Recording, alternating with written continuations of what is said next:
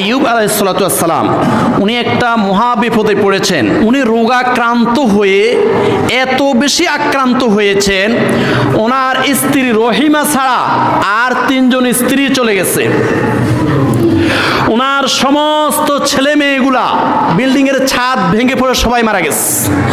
ওনার সমস্ত ফসলগুলো আগুনে পুড়ে ছাই হয়ে গেছে। এরপরে ওনার দেহের দুর্গন্ধের কারণে ওনার রাজত্ব পর্যন্ত চলে গেছে। ওনার স্ত্রী ওনাকে কাঁধে করে একটা বনের মধ্যে, জঙ্গলের মধ্যে নিয়ে গেছে। এরপরেও তিনি জিকির বন্ধ করে না। লা ইলাহা ইল্লাল্লাহ, লা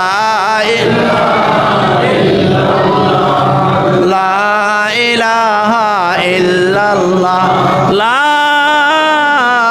ইলাহা ইল্লাল্লাহু মুহাম্মাদুর রাসূলুল্লাহ সাল্লাল্লাহু আলাইহি ওয়াসাল্লাম। সর্বশেষ ওনার এই দেহের মধ্যে এত পরিমাণ পচন রোগ ধরেছে, উনি আল্লাহর জিকির বন্ধ করে না, আল্লাহর জিকির করতেই আছে। যখন জিহ্বার মধ্যে যখন পচন রোগ ধরেছে, তখন আল্লাহর কাছে একটা ফরিয়াদ করেছেন, আল্লাহর কাছে দোয়া করেছেন। কি করেছেন? কি করেছেন? দোয়া করেছেন।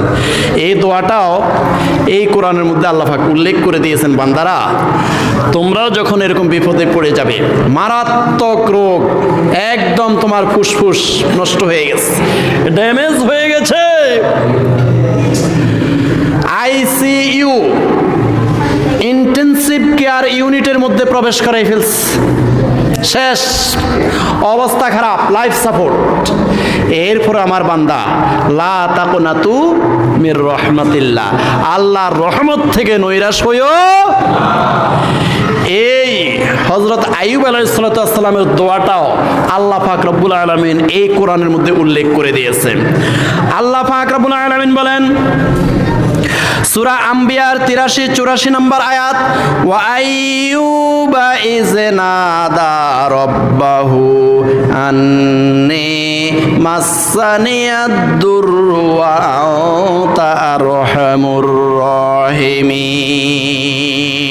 ও আইয়ুবা, সেই আইয়ুব আলাইহিসসালাতু ওয়াসসালামের কথা তোমরা স্মরণ করো, যখন আইয়ুব আলাইহিসসালাতু ওয়াসসালাম ইয নাদা রাব্বাহু, উনি যখন সব হারিয়ে সর্বশান্ত হয়ে অবশেষে নাদা রব্বাহু, কাকে ডাক দিয়েছে? কাকে ডাক দিয়েছে?